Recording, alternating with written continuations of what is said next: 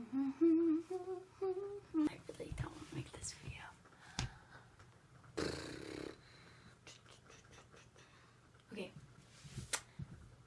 Okay, I'm just stalling, okay? Okay. Mom, please don't come downstairs right now. I'm trying to make this video. Okay, so hey guys. Today I'm filming a video that I've been wanting to film for a while, like a very long time, and I just haven't done it. I've been putting it off because I really don't want to have to film it. But I'm gonna film it today. And basically today I'm going to be talking about what's been going on in my life lately with my health and kind of what I've been dealing with. There's a couple reasons I wanted to make this video. Number one, to inform anyone who might want to know what's going on with me, but number two, to help anyone that might be going through something similar, whether it's similar or it's not the same at all, any sort of health issue or thing like that. I want people to know that there's other people that have the same things going on that are here to support each other. And so I'm here today to talk about everything that's been going on lately. So I'm just going to kind of tell the story of what's been going on from August to about December, which is up till like today, what I know right now that's going on with me. And so I kind of wrote down a timeline of what's been going on. Otherwise, I would just be rambling all over the place. So I can kind of use that to help me. So, can I help you? Yeah, I was in the middle of filming a video. Okay, so 4 hours later. So I'm just going to start off where my heart issues started. I actually started having knee injuries back in spring-ish, winter, during competition season, and I almost couldn't compete. We found out I had hypermobility, and at the time my brother was having health issues that were similar to the ones I'm having now-ish. He started having the ones I have now when he was my age exactly, but he was having issues and we thought that he had Marfans. And a sign of Marfans is hypermobility, which is hypermobile joints, which is why my joints are super flexible. And it's a sign of a disease called Marfans. And so we were thinking I had that because of my knees, but we didn't really think much of it. We went to a Marfans conference for my brother. He got all the tests except for the genetic ones. They told him that he didn't have Marfans because Marfans is a heart disease, which I'll talk about more in a minute, but they told him he didn't have Marfans. He just had a lot of symptoms of Marfans. He just didn't have the enlarged aorta, which is like the largest sign of Marfans. So he just kind of continued to have those issues, but he had a heart disease similar to Marfans. It didn't have a name, but he practically had Marfans. In about, I think, August, I was on my way home from dance, and I hadn't been dancing a lot that summer because of my knees, but I actually had just started a couple weeks in, and I was on my way back, and I was eating, and I ate really fast. I was like, Mom, I can't breathe, my chest hurts, and it hurt right, it's my glasses, that's really cool, but it hurt right in the center. I was having so many issues just after eating quickly, and so I went inside and laid down. I tried drinking water, I took a hot shower, I did all this stuff, and nothing helped. So my mom's like, okay, well, we'll go to the ER, because my breathing was getting even worse. We took blood and did like an x-ray, and some basic things that night at the ER, and I was there till like 4 a.m. and they finally sent me home with a medication. There were two medications that they gave me. They're called, one is omeprazole, I'm not sure if I said that right, and Sucralfate, or Sucralfate. I'll put them right here. I don't know if I'm saying them right, but those are the two medications that they sent me home with because they figured that what I had was probably acid reflux. So I went home at 4 a.m., slept a few hours, got up, went to a doctor's appointment for my knees, and then later that night I started having more breathing problems again. It never really went away, it just got worse that night, even worse than the first night. So we went back to the ER and they took blood again. Both nights they put in an IV. I forgot to mention that. So they put in an IV. They put in an IV the second night. They had me drink this like peppermint stuff. It was, I I can't remember what it was called, but it was like a peppermint thing to help keep the acid down. Acid reflux is generally, what I got from it was, it's where the acid in your stomach comes up, causing pain, and I mean, the acid in your stomach is coming up. Did some more stuff that night at the ER, and about like 4 or 5 a.m. they finally said, okay, well, we are going to go ahead and admit you into the hospital because we want to do some more tests, and some of them we can't do here at the ER, and some of them they couldn't do at the ER, and they just needed more time. Some of the tests took longer, and they couldn't just keep me in the ER. So they took me in an ambulance from the ER to the hospital, because they're two separate locations, which was a very bumpy ride. Really sucks. Don't ride in an ambulance if you don't have to. I mean, not that you were going to anyways, but it was just very... And I was super tired because I hadn't slept much the night before or that night, because it was like 4 a.m. and they were taking me to the hospital. So I finally got into the children's hospital, and I remember they kept on asking me questions. Like, I would be trying to sleep in the hospital room, which was already uncomfortable, and then a doctor would come in, ask me all these questions, and I'm like half asleep trying to tell them. And so that happened all night, so I didn't sleep very well. I was there for 3 nights total, including the night that I was in the ER and got there. And they did, over the whole time I was in the ER or the hospital, they did a gallbladder scan, a heart thing, an x-ray, and like an esophagus test. They did all these tests, and they couldn't find anything. They said everything looks good. So over the span of like 3 days, they did all those tests. And the worst part was, before each test, I had to like go 24 hours or overnight without eating, and that was so hard, especially because I was having acid reflux. That's what they decided, and it was really hard to not eat or drink. And so they finally just said, it must be acid reflux, just keep taking the medicine. The whole time I was in the hospital, I had an IV, and they were giving me like a pain medication through there to help with the chest pain. I did not sleep very well in the hospital, so that Friday I got to leave the hospital like 11 a.m. or something. Was leaving the hospital, they told me that they wanted me to have a GI scope done, which basically is where they put you completely asleep like you're going to do a surgery, and they stick a camera down your throat. But they wanted to do a GI scope, so they scheduled that. So I left the hospital. I was still having acid reflux, and the hospital told us, okay, we're going to call the place to get the GI scope done, and we'll let you know when your appointment is. I remember when I first got out of the hospital, my mom changed my diet completely. She's like, you can't have this. I was like, Mom, what? And so it was like 2 weeks had gone by, and we hadn't heard anything from the hospital. So my mom called them like 3 weeks after, and she's like, hey, there's no appointment. I haven't heard from anybody, and my daughter's still having these issues. And so like, oh, yeah, we'll schedule it, because they never scheduled it. So they finally scheduled it. I went to the hospital. The lady, she did like a checkup or whatever. And then I went back, and they did a GI scope. They put me completely asleep. They put the camera down my throat. All I remember from that is everything before, and then I remember them taking me into a room, falling asleep, waking up, and some lady was getting me dressed, and then I remember waking up in my bed. They sent us the photos. They said we couldn't really find anything except for just acid in the stomach.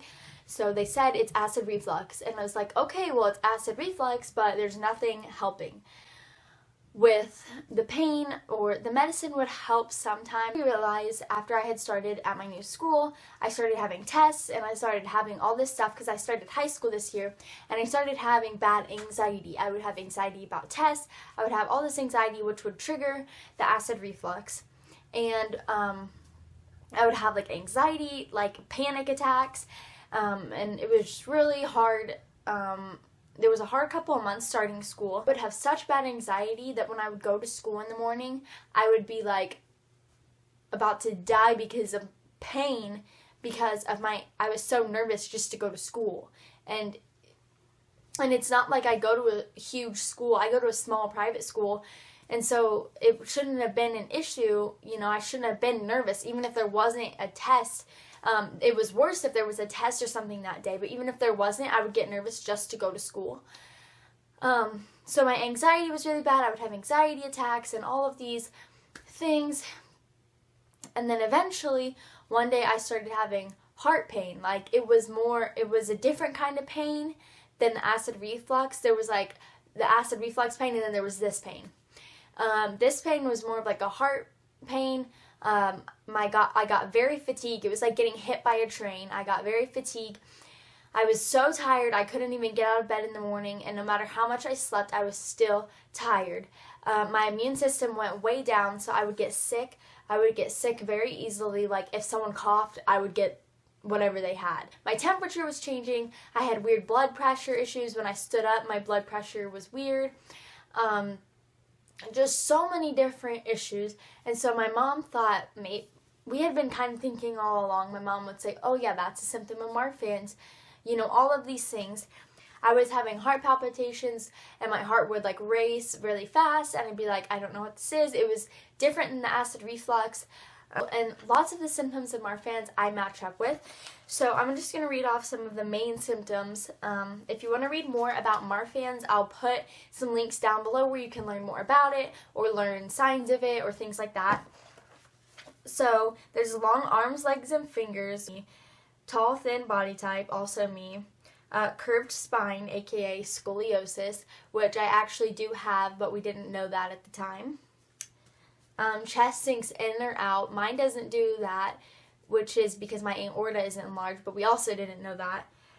Flexible joints, which I have. Flat feet and crowded teeth. I used to have crowded teeth before I got braces, so I don't know. We haven't really talked about that one much. And also stretch marks, which not related to weight gain or loss, which I don't have, but there's also a bunch of other things I matched up with. There was like certain things that would prove if you had Marfans. So one of the things is like being able to do this, which most people can't do this if you see how far my thumb sticks out. This is one of like the signs. And also like being able to bend your wrist. Like I can bend my wrist almost like flat against my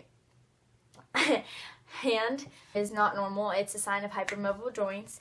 Hypermobile joints is a symptom of Marfan syndrome. Marfans also affects like the eyes, and the biggest part of Marfans is since you're and I'm not the best at explaining this, so you can do more research, but basically when all your joints are hypermobile, it means they're more stretchy, and so the tissue, I believe, around your aorta that is supposed to be hard to keep your aorta a certain size is stretchy, so it allows the aorta to enlarge, which can make the aorta rupture, like a balloon popping, I guess, which could cause you to die if it does rupture.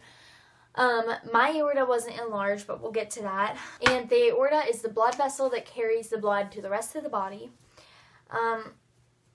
So we finally decided to go to a cardiologist. My brother had gone to a cardiologist that wasn't very good, so we found a better one, which my mom was so happy. He was such a good cardiologist. And we went to go get an echo done. So they did like regular heart checks, and they did an echo. He said that I think he said that my aorta was a little bit bigger than usual, but it wasn't anything to be concerned about.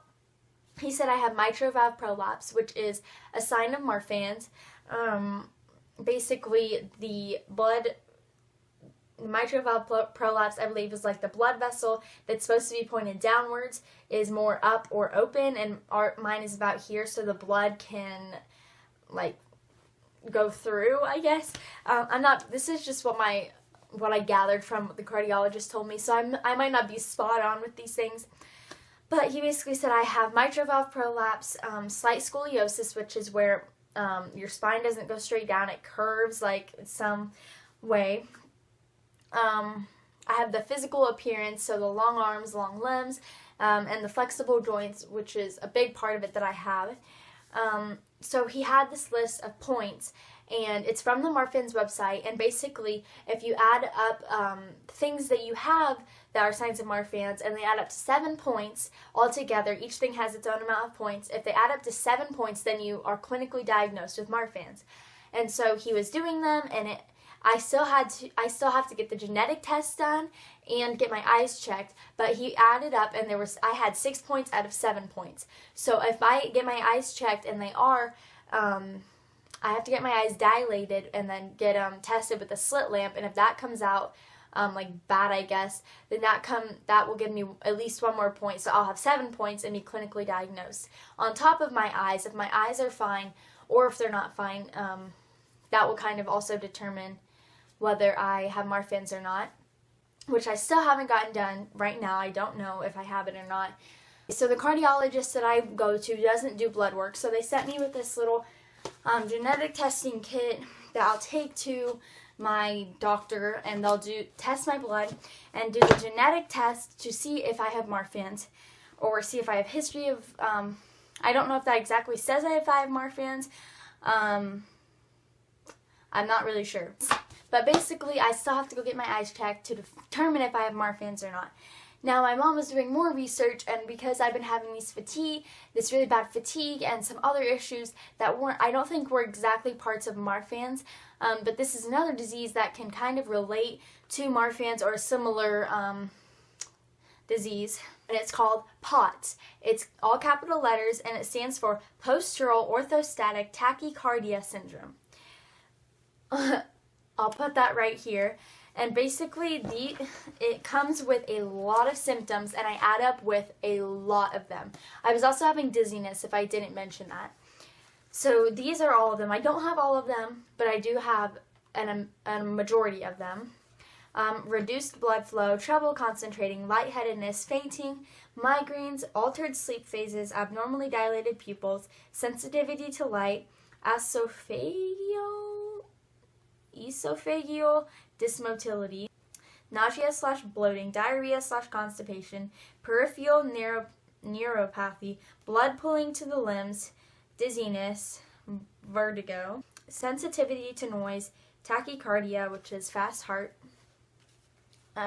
rate, chest pain, shortness of breath, profound fatigue, iron storage deficiency, low blood volume, muscle weakness, bladder problems, reduced ability to sweat, heat and cold sensitivity, and more. So that added up. A lot of those are things that I'm dealing with right now. Lately, I've just been so drained of energy. It takes me energy to just make a video. I haven't been able to go to school because I just can't even get out of bed in the morning. And a lot of people, will say, oh, you're just tired, you just need sleep. I have slept for like a week straight, and it's not helping. So my mom knew that something was wrong. Basically, I'll have days where I have so much energy and I'll get so much stuff done, and by the end of the day, I feel like I'm gonna pass out. Like, I have nearly passed out because I'm so tired, and I can sleep for so many hours straight. And my sleep schedule was so off at one point that I would literally sleep all day and be awake all night, and it was not good. But it just kind of affected my sleep schedule. So as of now, that's all that I know. I still have to get my eyes checked to see if I am clinically diagnosed with Marfans. I don't know how I'm going to get tested with POTS. I think we need to rule out Marfans first.